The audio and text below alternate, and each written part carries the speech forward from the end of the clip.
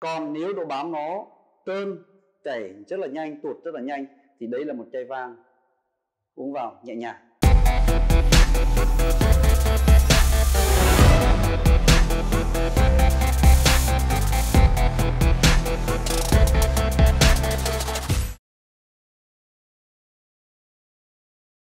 Hi, xin chào tất cả các bạn. Chào mừng các bạn đã quay trở lại với kênh Alcohol Lover, kênh chia sẻ kiến thức dành riêng cho những người yêu thích đồ uống có cồn. Tôi Alex Thịnh. Và chủ đề hôm nay tôi muốn gửi đến các bạn đó là vang đỏ. Thì như các bạn biết, vang đỏ là một thứ rượu vang rất phổ biến tại thị trường Việt Nam. Và cách làm ra vang đỏ như thế nào ạ? Đương nhiên vang đỏ được làm ra từ các loại nho đỏ khác nhau. Và trong vang đỏ các bạn sẽ quan sát thấy màu sắc cũng không giống nhau. Vậy màu sắc trong vang đỏ ở đâu ra? Đó chính là chiết xuất từ vỏ nho mà ra. Vì mỗi loại nho đỏ với tên gọi khác nhau thì có màu sắc khác nhau. Chính vì vậy mà màu sắc của rượu vang phụ thuộc vào từng giống nho. Và đương nhiên những loại rượu vang đỏ nó có thể được ủ trong thùng gỗ sồi. Và nếu ủ trong thùng gỗ sồi thì màu sắc thường là đậm đà hơn. Cái điều thứ hai, khi chúng ta uống vang đỏ, đương nhiên nó sẽ có vị chát là cái từ chính mà chúng ta có thể cảm nhận thấy. Và đương nhiên vị chát trong vang đỏ cũng chủ yếu từ vỏ nho mà ra. Khi đã uống vang đỏ thì đương nhiên là phải chát. Chính vì vậy mà nhiều người hay thường gọi vang đỏ là vang chát. Thì sau đây tôi sẽ liệt kê cho các bạn một số dòng nho đỏ cơ bản để quý vị có thể biết những đặc tính về cái độ đậm, độ chát khác nhau để quý vị có thể lựa chọn cho mình. Khi quý vị muốn thưởng thức những dòng vang đỏ có độ đậm, độ mạnh, độ chát cao thì chúng ta nên chọn những dòng nho như là Cabernet Sauvignon, hoặc Shiraz hoặc là Malbec. Nếu quý vị muốn chọn những dòng vang đỏ có độ đậm vừa phải, vị chát vừa phải, chúng ta có thể chọn gì ạ? Merlot, Barbera, Sangiovese. Rồi quý vị muốn chọn những dòng vang đỏ có độ đậm nhẹ nhàng, vị chua có thể cao hơn một chút, vị chát nhẹ hơn thì chúng ta có thể chọn những dòng nho chẳng hạn như là Pinot Noir hay là Gamay hoặc là Grenache. Đó. Thì đương nhiên khi chúng ta uống rượu vang đỏ, ngoài cái vị chát thì chúng ta còn phải căn cứ vào gì ạ? Nồng độ cồn để biết chai vang đó đậm ít hay đậm nhiều. Ví dụ cùng một dòng nho nhưng nồng độ cồn thường từ 14 trở lên, 14 đến 15, 16 thì đấy là những chai vang cực kỳ đậm đà. Còn những chai vang có độ cồn vừa phải chẳng hạn như khoảng từ 12,5 đến dưới 14 thì là có cấu trúc độ đậm vừa phải. Những chai vang có độ cồn tầm từ 12 trở xuống thì thường là nhẹ nhàng hơn. Đấy, quý vị có thể dựa vào những yếu tố đó để chọn cho mình những chai vang theo cái ý thích, theo cái sở trường của mình. Tiếp theo nữa, rượu vang đỏ thì được kết hợp hoàn hảo với những loại thịt đỏ, trong đó nổi bật nhất là thịt bò và thịt cừu. Tuy nhiên làm sao để kết hợp hoàn hảo những loại rượu vang đó với các loại thịt đó? Đầu tiên chúng ta căn cứ vào độ đậm và độ chát của nho và chúng ta căn cứ vào cách nấu của món ăn đó. Tôi lấy ví dụ, nếu quý vị muốn uống một chai vang đỏ đậm mạnh chát thì chúng ta nên kết hợp với những bò steak hoặc là bò nướng với cái cấu trúc là đang còn tái và đặc biệt ăn với sốt tiêu đen.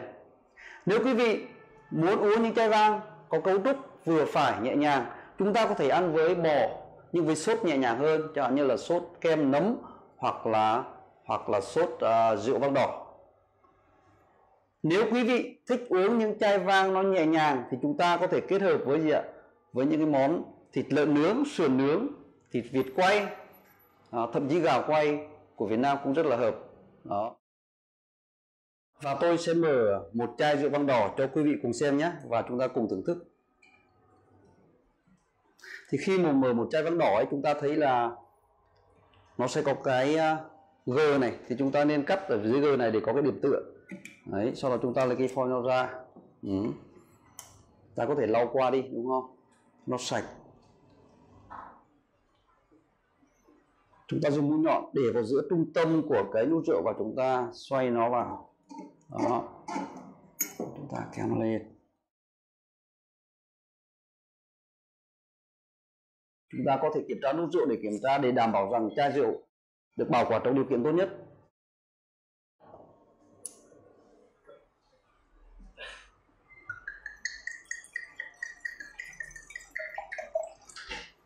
Và tôi xin chia sẻ thêm với quý vị rằng ấy, khi chúng ta rót một ly vang đỏ ra, chúng ta quan sát màu sắc.